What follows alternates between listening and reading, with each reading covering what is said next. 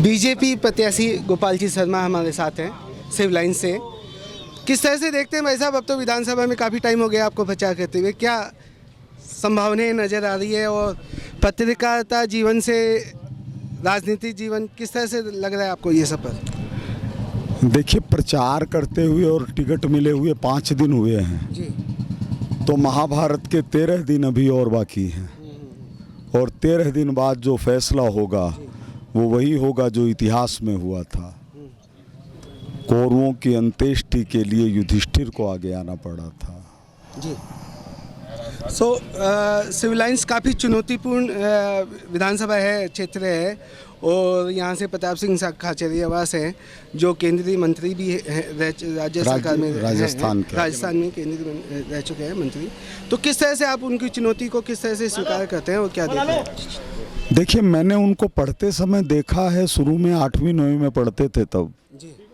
मैं छोटे भाई की तरह से मानता हूँ। उनकी क्या चुनौती माने? अगर छोटा भाई बड़े भाई को चुनौती देने की कोशिश करे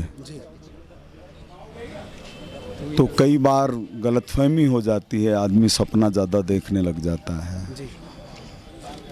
सिविल लाइन्स में क्या क्या चुनौतियाँ हैं? विकास के मुद्दों पे क्या चुनौतियाँ आप देख रहे हैं?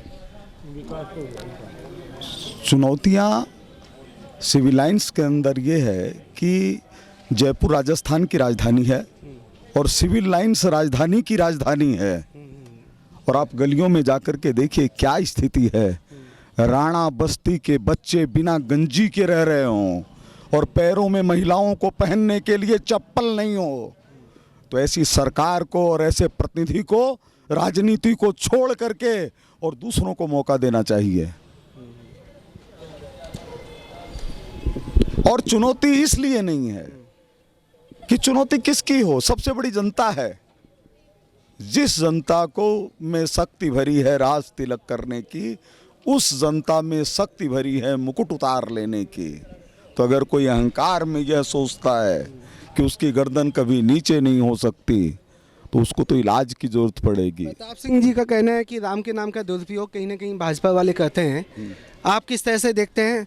और अब तो वो प्रताप सिंह जी खुद भी दुपट्टा भी पहनने लगे हैं, कभी कभी राम और हनुमान चालीसा भी बोल देते हैं बीच बीच में, आपका क्या कहना है? देखिए, ये तो क्या है, कांग्रेस अवसरवादी पार्टी है तो कभी तो ये भी मौका आएगा कि कमल का फूल लेकर के घूमेंगे कि मत भूल कमल का फूल।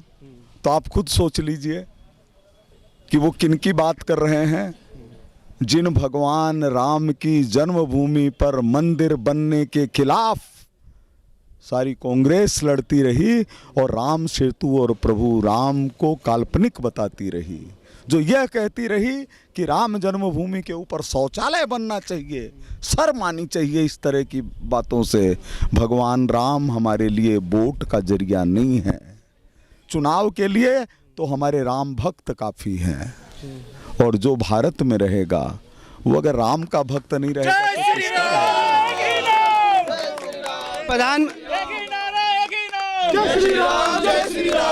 प्रधानमंत्री के शहीद लैंड का नाम रखवाया है, कहीं राम लैंड क्यों नहीं रखवाई, हम ये पूछना चाहते हैं। प्रधानमंत्री जी ने 9 साल जो काम किया है उसका कहीं ना कहीं फायदा हर एक बीजेपी प्रत्याशी को होने जा रहा है, हो रहा है। तो अब प्रधानमंत्री जी के काम को किस तरह से देख रहे हैं? जो उनकी अंतर्राष्ट्रीय और राष्ट्रीय छवि है, जो जिस तरह का प्रधानमंत्री जी देश को मिला है, उस प्रधानमंत्री जी के बारे में आप क्या कहना चाहेंगे? देखिए, देश का एक दुर्भाग्य था कि सुभाष चंद्र बोस ने राष्ट्र की आज़ादी के लिए संघर्ष किया लेकिन उनको शासन करने का मौका नहीं मिला। और ये वो सुभाष चंद्र बोस हैं जिनको शासन करने का मौका मिला है।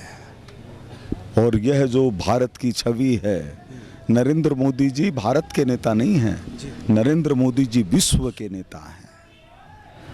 कभी हमने कल्पना नहीं की किसी भी दुनिया के, किसी भी देश के, किसी भी राष्ट्रपति प्रधानमंत्री क्या किसी दूसरे देश के राष्ट्रपति के प्रधानमंत्री के सामने चरण पैर छूते हैं?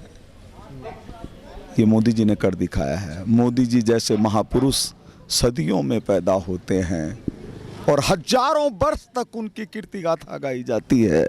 तो ये भारत माता का सौभाग्य है कि उनको नरेंद्र मोदी जी जैसा प्रिय पुत्र मिला है। आखिरी सवाल, सिविल लाइंस पे वापस आते हैं।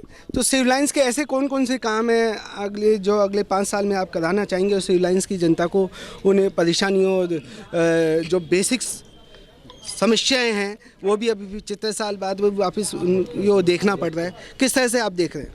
देखिए, वो मेरे को ऐसा पता चला है, अभी मैंने ठीक से पढ़ा नहीं है, लेकिन ये पता चला है कि वो राम और काम के नाम पर वोट मांगना चाहते हैं। तो राम का तो हमेशा विरोध किया और काम 2 प्रकार के होते हैं। अब वो किस काम की बात कर रहे हैं? काम तो हम लोग करके दिखाएंगे। आप देखिए, आपके सामने की जो सड़क है, इस सड़क के अंदर डामर 1 फुट पर जाकर के टूट जा रही है। तो ये सड़कें क्यों बनाई गई? क्या दलाली लेने के लिए बनाई गई?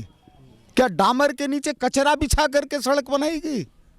ये चीज़ नहीं चलने वाली है। हम लोगों ने अपने जीवन के ऊपर कालिक का एक भी दाग नहीं लगने दिया है और सिविल लाइंस की जनता देखेगी कि ये सिविलियन विधानसभा क्षेत्र होगी, असामाजिक तत्वों की विधानसभा नहीं होगी। गोपाल शर्मा जिंदाबाद, गोपाल शर्मा जिंदाबाद, गोपाल शर्मा।